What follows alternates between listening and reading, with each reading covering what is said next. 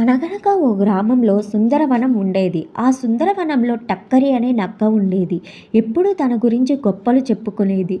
ఒకసారి జంతువుల సమావేశంలో ఎలుగుబంటి మిత్రులారా, పరుగులలో చిరుతపులిని, దూకడంలో కోతిని, పాడడంలో కోకిలను, నాట్యంలో నెమలి మించిన వారు లేరు అంది.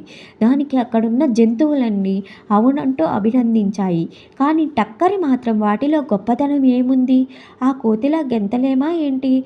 అంది. ఆ మాటలు విన్న ఎలుగు, మనం దానిలా దూకలేము. అది చెట్ల కొమ్మల మీద అటు నుంచి ఇటు, ఇటు నుంచి అటు దూకుతూనే ఉంటుంది అని జవాబిచ్చింది. కోతి చెట్ల మీద దూకడం గొప్పైతే నేల మీద దూకే నేను కూడా గొప్పే కదా అంది టక్కరి.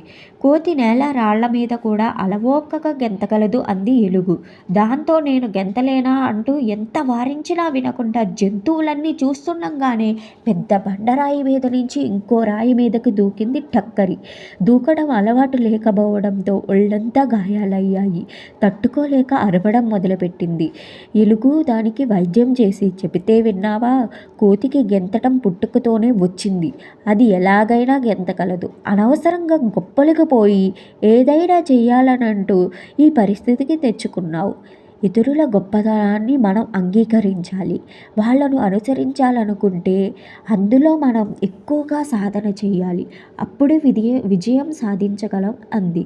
తప్పు తెలుసుకున్న నక్క అప్పటి నుంచి గొప్పలు చెప్పుకోవడం మానేసి బుద్ధిగా ఉండసాగింది.